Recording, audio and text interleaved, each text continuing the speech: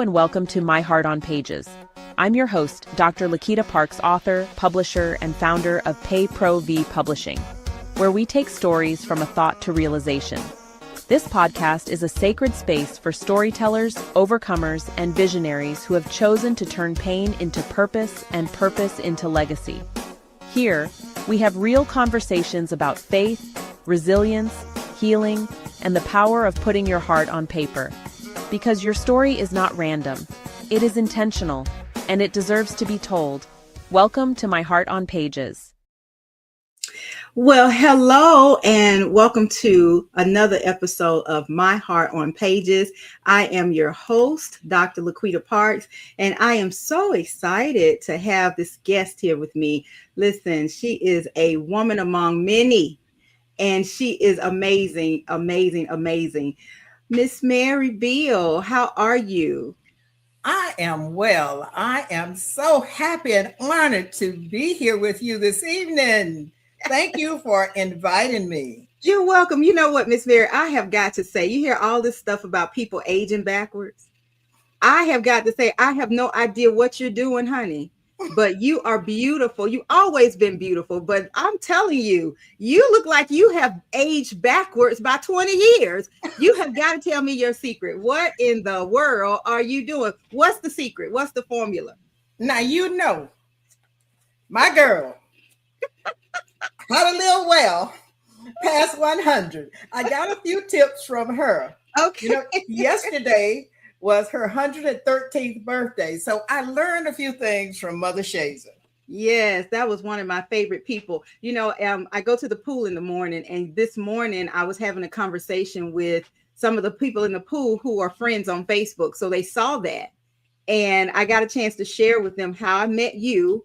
And some of them are probably listening into the show tonight. But I got a chance to tell them how I met you and how I had an opportunity to meet this fabulous woman. I think I met her when she was 107, right? Yes, you met her when she was 107. And boy, I started bringing cupcakes. And I remember the first time we went to visit, we took 4 cupcakes and she didn't share. So the second time we went, we took 6 cupcakes. And I remember she said, y'all have none? Exactly. And then she decided to give us half. We had to share one. And then the next time I went, I took Shauna and Kalina with me and took a dozen cupcakes. And she would not share those cupcakes. She wouldn't share with any of us. I know. My nephew was there. They said he had a sweet tooth. She said, not today. Not today.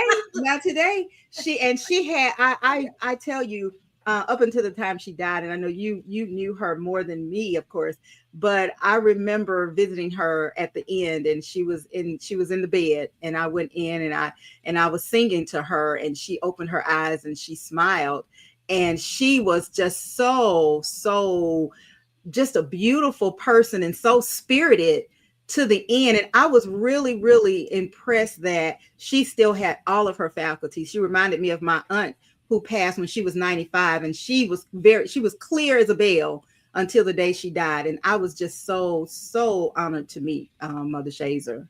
Well, you didn't get a chance to meet my mother, who was a friend of Mother Shazer. Mm-hmm. And she was very clear on her transition. Mm-hmm. You know, I said, it seems like she had a PhD in speech and psychology all rolled into one. She was so clear about who she was and where she was going. It was just awesome, you know. Go ahead. I'm sorry. And I just thought about her transition and Mother Shazer's transition because I was with them both, and that was beautiful.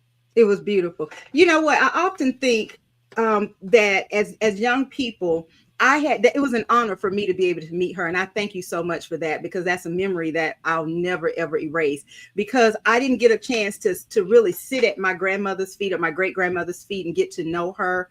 I knew her, but I didn't get a chance to really talk to her and get history. If I knew then what I know now, then that would be different. But I love the fact that Mother Shazer was open to talk, because a lot of times young people don't want to listen to what older people have to say, so they don't say much. So how did you get, tell us that story. We'll talk about your other book too, but tell us how you got a chance to connect with Mother Shazer to the point where she allowed you to tell her story. Well, she was a family friend even before I was born. And as such, her sister, her older sister, was my father's sister-in-law. So by knowing Aunt Carrie, I got to know Mother Shazer. And when Aunt Carrie died, I felt drawn to Mother Shazer because they had been together all their life. She died at 103, Aunt Carrie did. Mm-hmm. And so I knew she was going to be missing her sister. And so I started spending more personal time with Mother Shazer. And so COVID came about. Mm-hmm.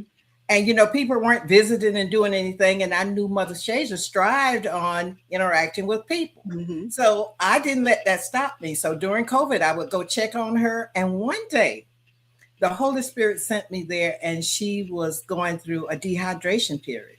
Mm-hmm. So it seems that drew us even closer. So I became her personal chauffeur. Eventually, she chose to come and live with me when they told her she had to go into a nursing home, and she wasn't having it. Okay. She wasn't having it. So, and I could not, at that time, she was 108. Mm-hmm. And I could not see my mother's friend going into a nursing home as long as I was able to help care for her. So that's kind of how we became very much, became very close. Well, I remember that transition, and I remember Mother Shazer had an appetite. Definitely. I remember going to her house before she transitioned to your house, before she moved to your house. I remember going to her house and spending time, and she was very independent. She was very independent, and she was just so friendly. She said I was her baby. And it's like I knew her and she knew me for forever. I was very impressed with her because she was just I love one of the stories I remember that she told, not just from the book, but I remember when she talked about being a child and playing with a doll in the yard, and where the people on the porch were talking, and she was playing in the yard, and I was like, wow.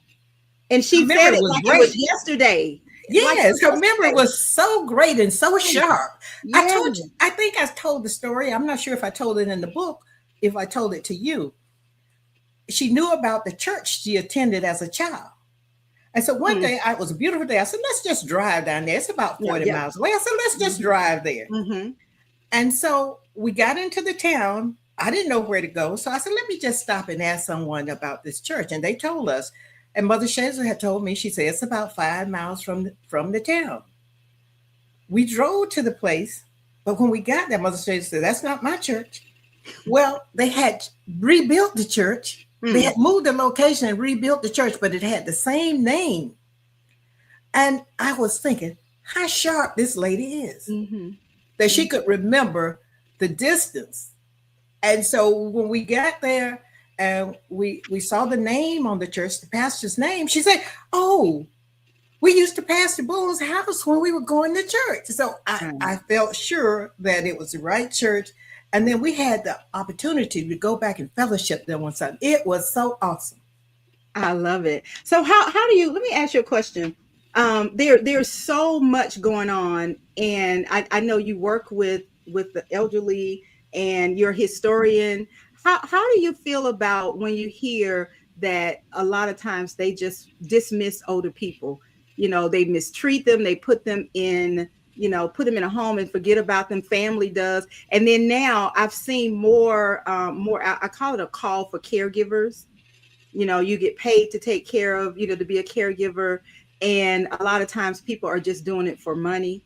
And you didn't do that. So how does that make you feel, knowing who you are and what you've gone through for somebody who was not even your relative?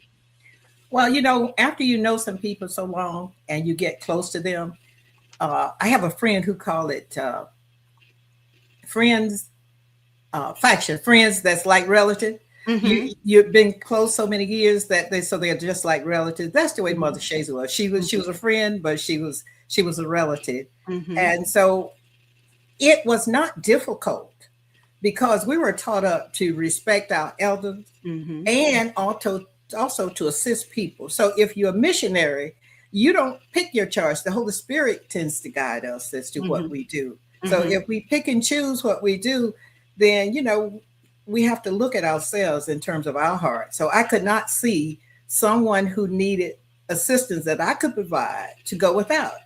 So that, the Lord had blessed me to be able to do this. So it's like second nature for you. It's second nature. Well, I took care of my mother for 6 or 7 years, and I've been a caregiver most of my life, put it this way. I was trained from 10 years old. Brothers. I was trained. So it was like this is all new. It's like when there are people who they just automatically jump in and start doing stuff because that's what they do. It's what they do. They don't have to be asked. They don't have to wait to be asked. It's what they do. They jump in and they do what has to be done. They have gained the practical knowledge and the spiritual awareness throughout their lives. And so it's not an issue. It's not something even to debate. You have discernment and you follow that. I love it. So how important is legacy for you? Oh my goodness, dude. How much time do you have for me to tell you about legacy, girl? I tell you, I am just elated because I remember as a child, my grandmother, my maternal grandmother, would have us transfer genealogical information from her Bible into our Bible. But unfortunately, our house burned down, so that Bible no longer exists. But my mother still, in the new Bible, started to record, but some of the historical information disappeared with that original Bible. So that was something that I'm learning as I do genealogy research was very important. Let's go back to the Bible. Let's go back to numbers. Let's just go back to the Bible. We don't have to do it. That's the only foundation that matters. No other foundation go back to the matters. Bible. Exactly. Let's go back. What happened in the book of Numbers? There you go. It started recording the generations. That's right. So what can we say? We got our training early on. Okay. You know what? You raise a good point, because if you're trying to find the blueprint has already been created. All you have to do is go back through. It tells you everything. It gives you directions and instructions on everything for life and living in godliness. So all we got to do is go there. How do I do this? Oh, okay. You know what? You can trace it back to the Bible. You can trace everything back to the Bible. Everything back to the Bible. I love that. So what was the moment that you knew that, so you've written several books, and your latest is From Cotton Fields to Castles. I love that name. What was when did you know? And that was your memoir, right? That's your memoir. Right. That's my Cotton Fields to Castles, my memoirs. Cotton Fields to Castles. When did you knew that? What made you say, you know what? Let me do. This is the time. The time to do this is now. What made you say, let's pull the trigger and you go ahead and do this? Could you hold just 1 second and I'll come back and answer that? I just need to take care of one quick thing. Okay. All right. Okay. I'm back. Okay. So what made me this time, there's divine timing. Yes. I believe. And so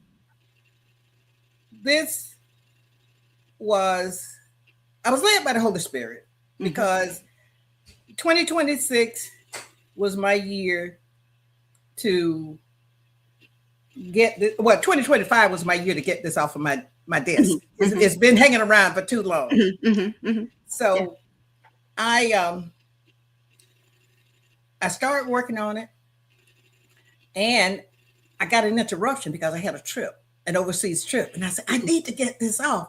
But thank God to someone you helped train, worked with me, and had that bulldog tenacity. You're going to get this done. And so with that, I was able to get it done. She understood what was going on, but she says, we're going to do this. And that helped me, having someone pushing me a little bit more to get it done. And so that's really why it got done last year as opposed to this year, because I had someone who had my interests at heart and really wanted to see this come to fruition. I purchased a book, and it's a beautiful book. She did a good job. Jacqueline Cox, you can say her name. Yes. Jacqueline Cox with Listen Linda Publishing. She did an amazing job. She really did. I love the way that you go back and you talk about where you came from, and you already have an extensive history. So I like the way that when you started, when you give the intro. I love when I start reading a book and the author gives a note. So I always believe that you dictate the tone of the story. So I like the way that you give us an insight to your thoughts. So you have, there's an author's note at the beginning, but what I want to know is, when you think about the title, Cotton Fields, what does the cotton fields represent? And not just what it represents, because we Okay. all know what cotton fields are, but what does it mean Okay. emotionally? Can we take one quick break, if you don't mind? Just one quick break. Okay, Miss Mary. May we? Sure. Okay. All right. Well, we're going to take a quick break, and Miss Mary will return shortly. But in the meantime, let's go to a video. Hey there. It's a tough world out there. We all face so many challenges, and sometimes it feels like everything is crumbling around us. But here's something I've learned. When the world feels like it's on a Richter scale of problems, it might just be the perfect moment to find God. You see, when we hit rock bottom, that's where God might be waiting for us. I know it's not easy, and it's definitely not comfortable. But sometimes, those moments of despair are exactly where we need to be, to truly meet God and ourselves. It's like the story of the prodigal son. A tale as old as time, but as relevant today as ever. He wandered far, lost himself. But at his lowest point, he found his way back. Back to his father, back to love, and back to himself. When someone we love is in trouble, it's natural to want to save them. But sometimes, by intercepting their fall, we delay their meeting with God. It's hard to watch, but remember, God's got them. Pray that your meeting with God doesn't have to happen at rock bottom. If you can help it, meet him somewhere else. But if you do find yourself there, know that it's just a chapter in your story, not the whole book. So, where is your meeting with God scheduled? I've had my share of rock bottom meetings. And let me tell you, those meetings, though tough, are life-changing. Wherever you find him, just be open to the experience. It's not about where you meet him, but that you meet him at all. Hang in there and keep the faith. Pick up a copy of my book, Rock Bottom, a modern-day parable from the biblical story of the prodigal son, by Robert Brooks, available on Amazon. All right. That was just a video with the author of Rock Bottom by Robert Brooks. Miss Mary, everything okay? You all right? Yes, everything okay. There was someone at the door that was, aggressive trying to get in, so I had to deal with that. Okay, I apologize. No problem. No problem. It happens. This is life. This is real life. This is not Technicolor. This is life, and life is life. Life happens. Yes. So back to the question. The book Cotton Fields. What does Cotton Fields represent emotionally for you? Emotionally, that was probably my first job. I was born on a farm, and at an early age, even before you started school, you could pull some cotton out of a bulb and put it in a bag. So, and I grew up a house set, what I say, in the middle of a cotton field, but it wasn't really in the middle of a cotton field, but there was cotton on one side and cotton on the other. So it felt like it was in the middle of a cotton field. So, but that's basically what cotton field. I did a lot of cotton picking when I was young, because that was one of the crops my father, my uncle, my grandfather grew. And that was help sustain our livelihood. So I picked a lot of cotton. I had an experience, my first experience with picking cotton, because, as I grew up, all I knew about was slaves pick cotton. That was all I knew about. I didn't know about the farm, and I didn't know about the country, and I didn't know about that. So that was my only experience. Well, when I became an adult, I was working in a school, in an elementary school, and they were going on a field trip. And I used to manage the write and the read lab. And they said, Miss Tanner, I was Tanner at the time, come and go with us, as a chaperone to take these kids on the field trip. And I was like, okay, the kids are not going to be here. I'll go. Had no idea. I knew we were going to a milk farm or whatever. And so one of the things was, okay, we're going to pick cotton. And so the kids were all happy. And I was like, what? What do you mean we're going to pick cotton? And I was like, oh, no. I know y'all didn't bring me out here on a field trip with these little kids to pick some cotton. So that was my first experience. And then my second, only two experiences in my life. I went to Alabama for my birthday a couple of years ago, and Carolyn Coleman lives there. And we went to the botanical gardens. And as we were walking around, there was a history part. And as I walked past and I stopped and I said, wait, I was like, these are flowers. And as I got closer and touched them, I said, this is not flowers, this is cotton. So I saw cotton growing. I said, wait a minute, they got cotton here. So, it's more than, and I love the fact that you're a historian, because if you don't know, your ignorance will find you out. So I am a proponent of going to the Google to look up stuff that I don't know. And there's no reason why anybody should be ignorant, because there are so many tools to learn. But those two experiences with cotton. And so after my research, I'm like, how long? One of the things in my head was, how long did it take to fill a bag of cotton? Because it's so light, and how long? It was like, oh my goodness, that was a lot. It depends on the size of the bag. I put it that way. Because they made small bag for the children. So we grew as we grew older, our bag grew bigger. So that you had to put more cotton inside the bag. Okay. I love it. And so we have the cotton fields and what that represents emotionally. And so what about castles? What do the castles represent for you? The castle means, back up a little bit. Cotton fields, that's like the low in terms of work. That's hard work. That's back bending work. That's grounded. Mm-hmm. But then I was blessed to live in Europe for a while. And then the big thing in Europe was visiting castles.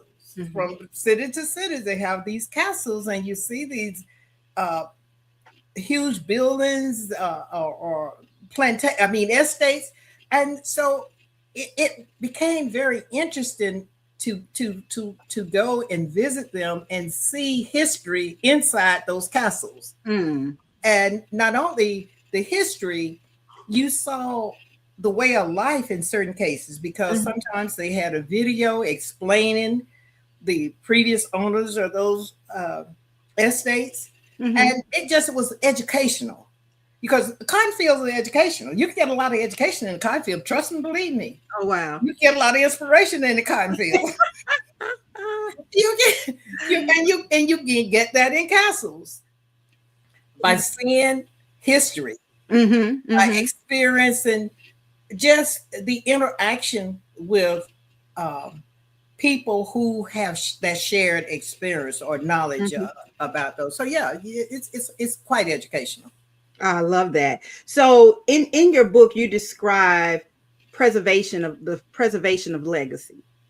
So what legacy were you afraid that you might lose, or that might be lost by, this generation or the next generation, if you didn't document your experience? Oh my goodness. Let me see where I want to start. One of the things is that a lot of people are having their DNA tested to see who they are connected to and where they come from. Right. I was blessed. I didn't have to do a DNA test to know that on my maternal side. Mm-hmm. My mother and her sisters and my grandmother and my great grandmother, they passed this down. Mm-hmm. So what I have for my connection, my relatives, is that I have an unbroken chain on the maternal lineage all the way back to close to the 1700s, right at the beginning of the 1800s. Not only do I have that, I have photos. Mm. So in terms of my own lineage, and this reaches way out. It's not just mine, because there are people that don't even know they're related. Mm-hmm. Because we go back our family reunion, we started to abbreviate it with an acronym because we included all of the families. So Mm-hmm. the F is for the Fields family. So if anyone listening and you're a descendant of a Fields, you may just be my cousin. Hey. Okay. If anyone's listening and you're from the Massey lineage, you just may be my cousin. And there, believe me, Campbell soup, there's a lot of Campbells in the world. So if you have an ancestor who is a Campbell, you just may be my cousin. And the L is for lamb. So if you're a lamb descendant, you just may be my cousin. So we have a reunion every 2 years. Mm-hmm. And so what I did is I did a huge organizational chart that shows the family tree. It was so huge, I cannot even take a picture of it and show you. That's how huge it is. Mm. And so people were fascinated. Where do I fit in? And I said, you may can find yourself, but it's so large, I couldn't get everybody on here. Mm. Mm. But you can make it see your grandmother or your great grandmother. Mm-hmm. So, and then everybody was saying, well, I'm not there. And in-law says, well, I'm not on there. So right. Everybody want to be a part everybody want to be a part of the tree. So everybody is a part of the tree. We just don't know it. They don't know it. Have you thought about, I know you said it's too big to take a picture. Have you thought about scanning it, like doing a video and videoing it? You know, I have, and I've attempted.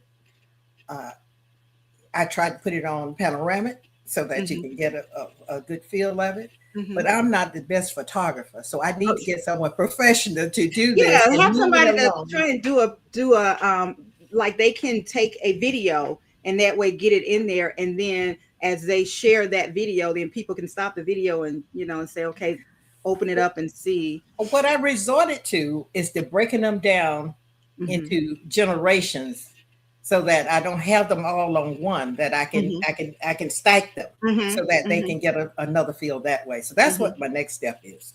And you know what, Miss Mary, that is really, really, truly a blessing, because there are so many people who didn't have that, and they don't have it. They don't know where to start. I remember as I started going through my family history on my mom's side, and there was a lady on the timeline who was born after my grandmother. And I was like, whoa, my grandmother, as far as we knew, was the youngest. And so I'm like, who is this lady? Who is this lady? So there was another sibling. And so they're all gone now. My grandmother, all of my aunts, all of them, uncles, everybody, all of them are gone. And so, you can't ask to see, is this the correct. And so it's disheartening, because it's like you're going through blindly, and you can get so far and then you get stuck. So we probably have to talk about that a little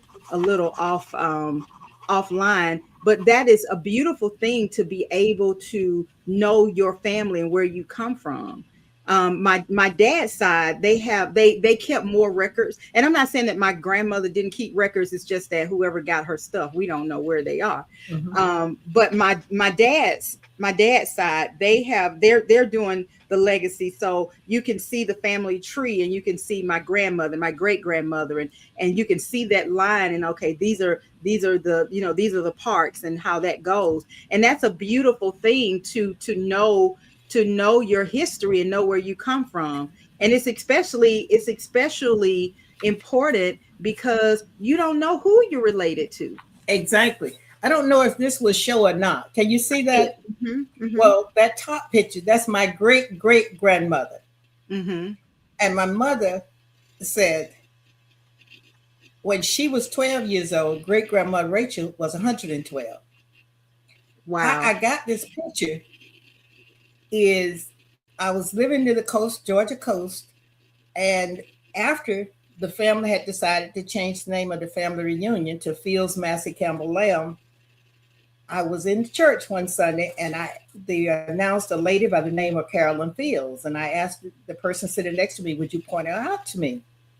But she wasn't there that Sunday. But someone told her, and she went home and told her husband, because she was married to a Fields. Well, he and his cousin came out with a photo album with this picture. And I took a photo of this picture from the photo album and brought it to Cordell and opened up my computer. And my mother got so excited. That is my grandmother. So that's how we got that picture. Oh, wow. And you see the picture down below is her daughter and her son-in-law, Julia Fields. So what I have done, and I made this a part of my writing, is that I put a gallery of pictures in the back so people can have some idea as to what our ancestors look like. So that's one of the value of the legacy that I'm able to pass on. And that's really important, because you have families that they got the same mom and dad, but the kids look different. And it's like, why do I look, you might have one child that's brighter than another one or darker. And it's like, why did I look like? And then as you go down the family lineage, you see that, oh, wow, this is Uncle so-and-so, and I look just like him. And so. And that goes on. I have a cousin in New York. She said that they told her she had my grandmother's leg. Well, her grandmother and my grandmother were sisters. It says, you got your Aunt Rena's legs. It's just interesting. I went to and I've told this story before, how I met my cousin Dion, we do the podcast What's Happening Outside of Love. We were at a party, at a mutual party for a friend of ours his wife gave him a surprise birthday party. And I was on one side of the room and she was on another side of the room. And I kept looking at her and I said, I think I know this lady. It feels like I believe I know her. I've seen her somewhere. I believe I know her. So I kept looking at her and kept saying, okay, I'm going to make my way over there. So as I was making my way across the room, she was making her way. And as soon as we got close, she said, we have to be related. You have my grandmother's mouth. And her grandmother and my grandmother are sisters. Sisters. Yes. And they, our dads are first cousins. And we were like, wow, we didn't know each other's children, but she said my mouth. She was like, you have Idela's mouth. And I knew her grandmother, but I didn't know her. Oh, so wow. I was like, wow, small world. And it's important too, because another quick story, we were at one point going to a family reunion, and we stopped by the Kmart, and we were in the Kmart, and my sister and I, and this guy was, just kind of, hey, pretty lady, how you doing? And she was not kind of feeling and ignoring him. So we got on the bus and got to the beach, and the same guy who was, flirting in the store was at the beach. And we like, what? Why is he here? He was a cousin. He was a cousin. So it's important. So you got to learn your history. I have one of those stories too, but this one is interesting. This was during my stay in Europe. I had gone to the North Sea Jazz Festival in the Netherlands. There are thousands of people in this facility. My cousin, who was in the military, was stationed in Belgium, showed up at the Jazz Festival. Mm-hmm. He picks me out of all these people in the audience. We knew each other, but the fact that he could find me amongst all the people that was in that stadium was amazing. It's just something that connection that draws you to them. I love that. So what was there ever a moment when you wrestled with God about your assignment? Because you clearly know. Was there ever time, because we do that, was there ever time you was like, no, not that, God, I don't want to do that? Not really. There was times when I say, God, I need a lot of time to do this research. I mean, I have gone into state archives in the state of Georgia, South Carolina, North Carolina, Virginia, doing research. So it is that having that time to really do an effective job. So if any time that I had a problem was having that time to really spend quality time during the research and documenting. So that's been my issue. But I didn't, wrestle with him. It's just I say, Lord, you give me the time. And so I'm promising myself I'm going to retire in September to do what the Lord have me do and what I want to do. So I'm promising that. But if he says no, I have to be obedient. So let me ask you another question, Miss Mary. When you're writing, especially and your story is your memoir, and it's not necessarily a trauma story, because there are some stories that are just filled with trauma. When you were writing, sometimes there are, especially when you're writing a history story, some things come up from the past, some feelings.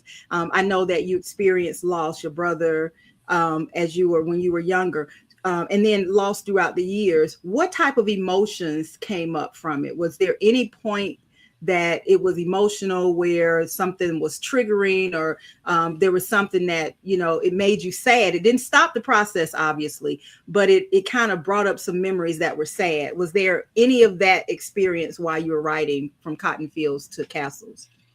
Yes, but they weren't overwhelming because I had overcome them earlier in life. It did happen, but it was happened before the writing of the book. Mm-hmm. And I'll tell you the story.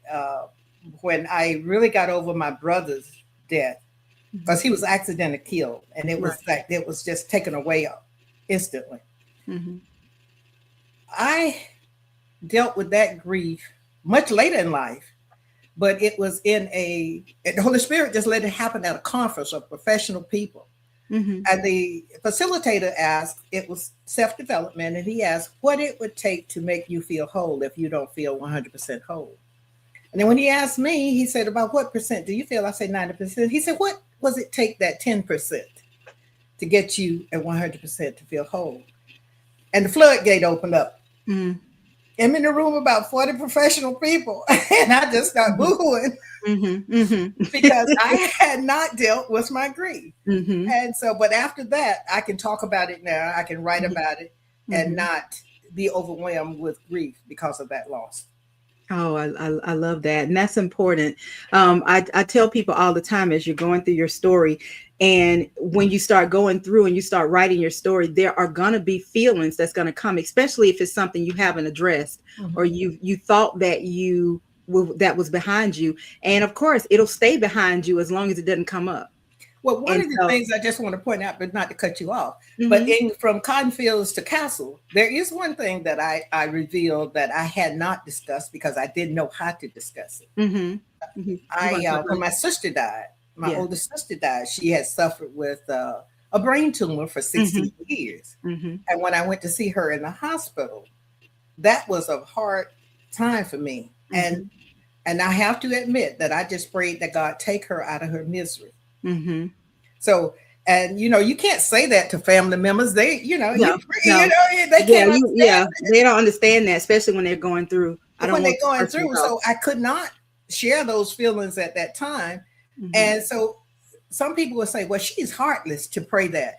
But that's all the way I knew when I saw all of the wires and things going to her head, to her body. It was like, God, please take her. Take her out. She's suffering too much. Yeah. As you were completing that, I remember when we talked about when you and I worked together, we talked about it was Mary Shazer's Mother Shazer's book, and we talked about a lot of things that was in here, but we also talked about your love for centenarians and your love for, because there were other stories that you talked about. And it was amazing to me. You're amazing to me that you look like a spring chicken, but you are not a spring chicken. And so the energy to be able to go through and to do all of the things that you do for other people, it's just amazing. So tell us a little bit about I'm gonna ask you one more question about From Cotton Fields to Castles, and then we're going to talk about family. Yes. We're going to talk about how important family is. What, and you might have just said it, which chapter was the hardest to write, and why was it? Which chapter was the hardest to write?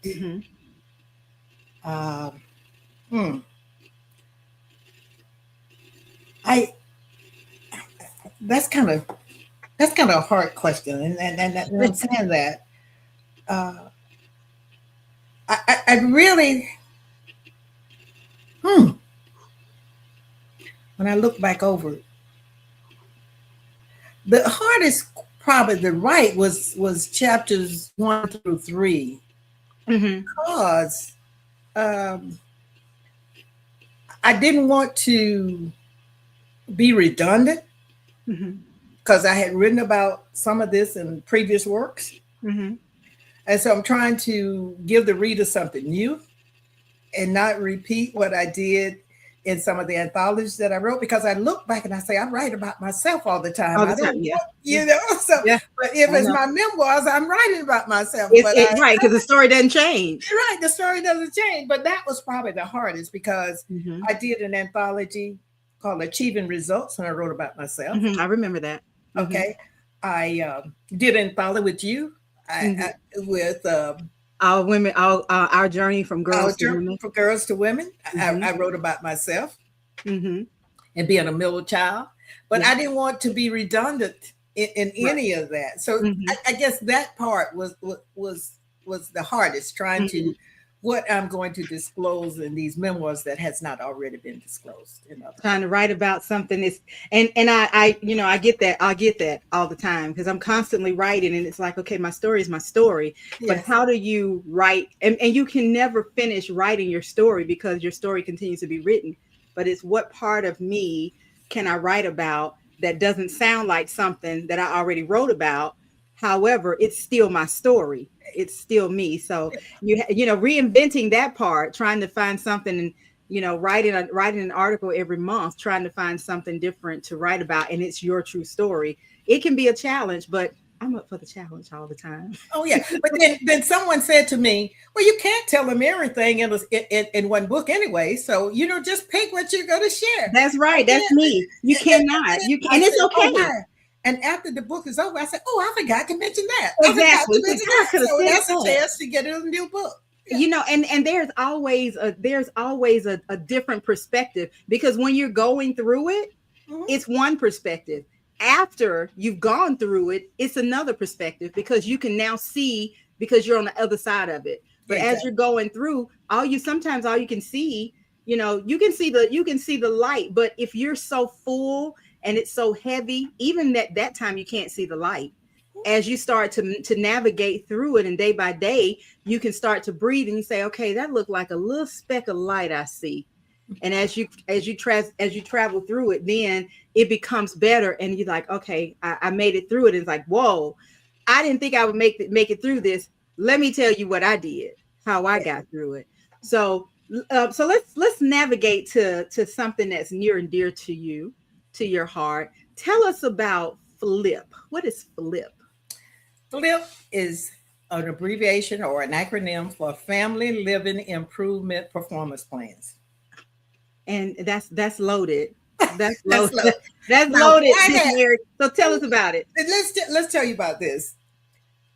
As you read in From Cotton Fields to Castles, I talk about, in growing up, how I was raised in a family, and an extended family, and also how my parents raised us, and then some of the expectations that they had.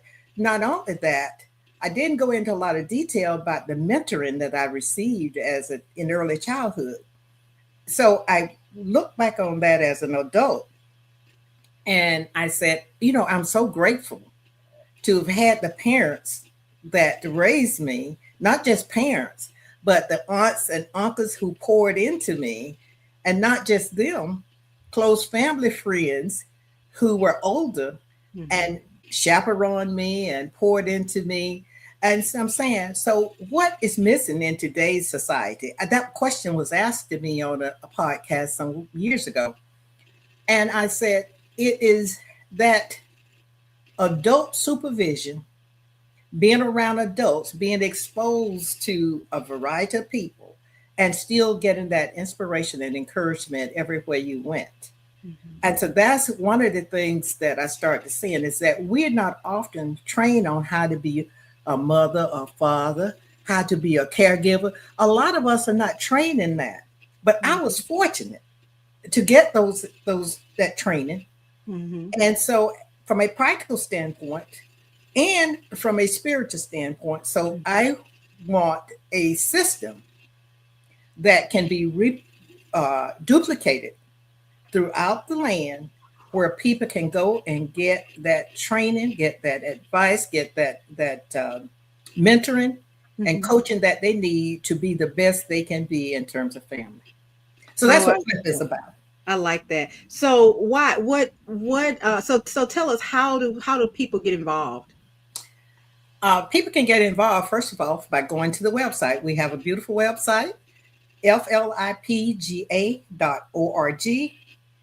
And there's a place for everyone. There's a place for volunteers.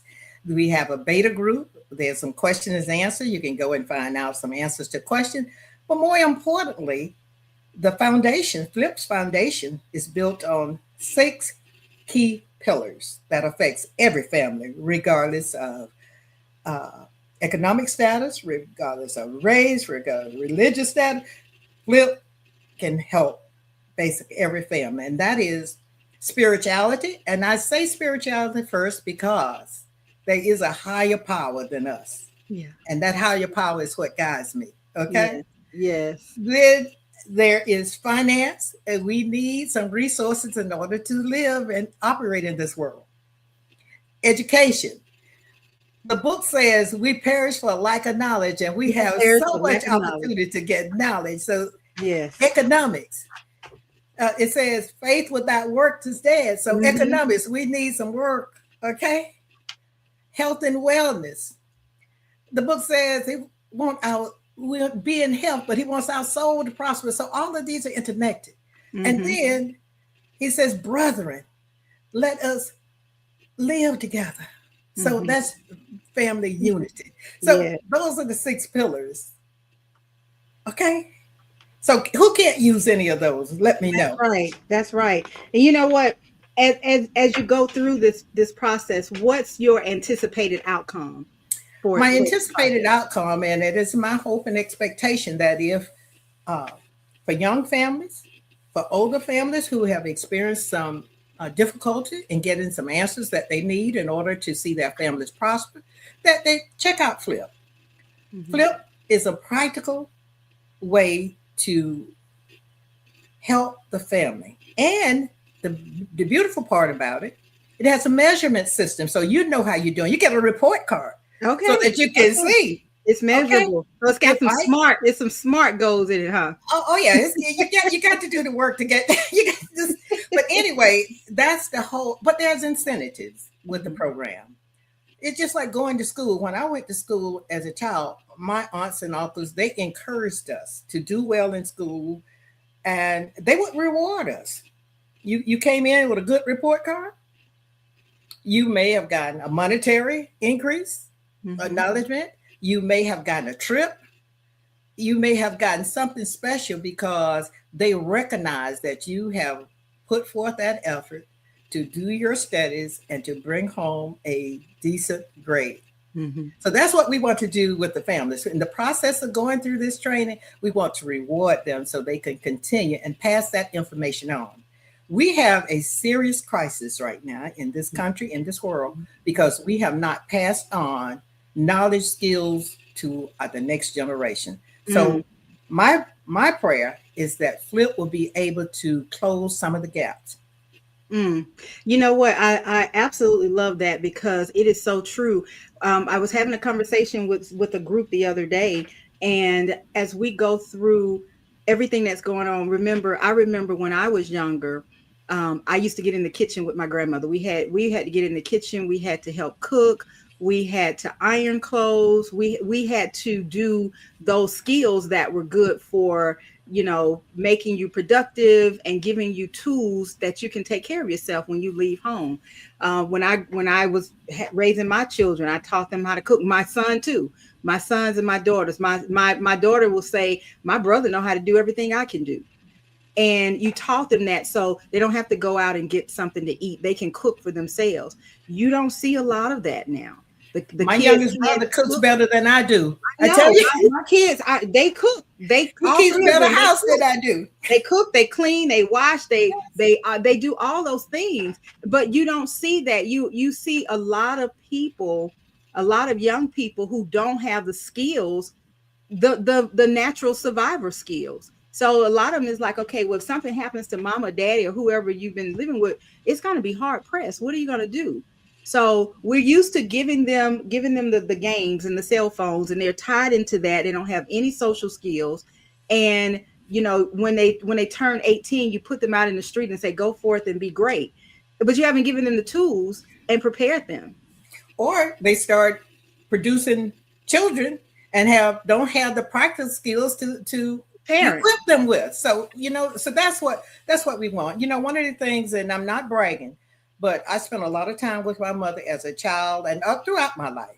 Mm-hmm. And I learned so much from her. Yeah. I got all kinds of survival skills. Yeah. One of the reasons I think that I know, I don't just think that I have been successful in life in general is because of the hands-on training that I received from my mother, from my grandmother, from my uncles, that it has really given me a solid foundation where I have been able to live in Africa. I've been able to live in Europe. I've been able to live in the Middle East. I can live here at home throughout the States. So I'm saying that once you get that good foundation, you don't have a problem with living and interacting in this world with people. And we have so much breakdown in relationships these days that we need to work on that. And you know what, Miss Mary, I'm glad that you said that, because there are so many people, and there are people listening to this show. This is My Heart on Pages. There are people listening, and they may not have had that foundation. I didn't have that foundation. My mom was there, but my mom was an alcoholic. If it were not for my grandmother, we would have been homeless, because we were evicted from every place that we ever lived. So we never got that. I didn't get that solid foundation. However, I had a praying grandmother. I had a grandmother that was there. So there are some people who don't have that. However, there are people who are equipped to give that. It's just doing your part, doing your part. And I like the fact that you've created this platform to give skills to help, because there are a lot of parents who want to be good parents. Mm-hmm. There are a lot of them, and they don't know how. And then there are those who want it, but then they feel judged. So there could be, and I know you, so this is not you, but there could be, and I've heard these stories before. Who she thinks she is. She thinks she better than me because she had that, and she don't understand. You don't understand what I'm going through. I hear that a lot. People will look at you, and people will look at me and say, "Oh, well, you're doing a podcast, or you're doing that. You couldn't possibly understand what I'm going through." Well, yes, I do, because you don't know where I've come from. Exactly. So you don't have to. I didn't have the foundation that you had, but I created something out of my life. I made something out of my life, and my children are and so I gave them what I knew, and I gave them what I wanted. We all want better for our children. So you give them better, and you find out. Everybody has the ability to find out what to do to get to that point. So how do people sign up for Flip?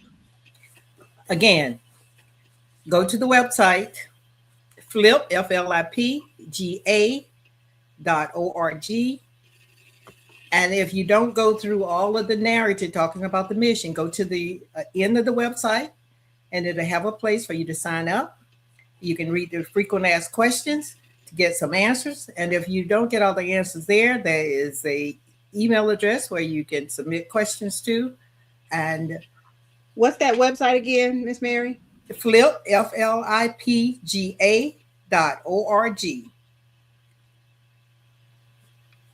Put that in the address browser, and it should come up immediately. FLIPGA.org. I did that wrong. Yeah, you did it wrong. ORG. You had dyslexia on the end there. Yeah. My dyslexia kicked in. And that's the truth. Sometimes I'm like, did I spell my name right? That dyslexia is nothing to play with. So Miss Mary, it has always been a pleasure getting a chance to talk to you. I appreciate our conversations frequently.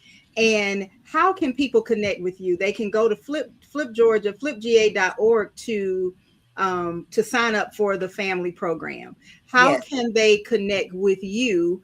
Is it through the same website, or do they need to Do they need to message you somewhere else, a website, and how can they purchase any of your books? They can purchase any of my books at Amazon.com. Mm-hmm. Or if they reach out to me, I don't have a large supply of books on hand. Mm-hmm. I do have a few of the memoirs because I'm promoting that. Mm-hmm. But the older books are on Amazon. If you go in and ask for Mary Beal or Mary L. Beal or the book title, then they should come up. But I do have, I think all of them are on Amazon except one book that I published that was a private book. Mm-hmm. Mm-hmm. Okay. But they can reach you on all things social media though, right? Right. Facebook. Yeah. Instagram. Yeah. I am on Facebook. I'm on LinkedIn. Mm-hmm. I'm on Instagram. Mm-hmm. And a few other ones, but I don't spend a lot of time because I am very busy. I do answer some things, and but if you really need to reach me, and you can't get me in any one of those social medias, inbox me, do me a DM, and that's a direct message, and I will get back to you. Okay? Do a DM, y'all. Thank you. Miss Mary, thank you so very, very much. I love you like a fat kid love cake, honey. I do. It has been a plump, pleasing pleasure. Listen, I am Dr. LaQuita Parks, the CEO and founder of Pay Pro V Publishing. And Pay Pro V is pain, progress, victory, because I believe without pain, there is no progress. And without progress, there can be no victory.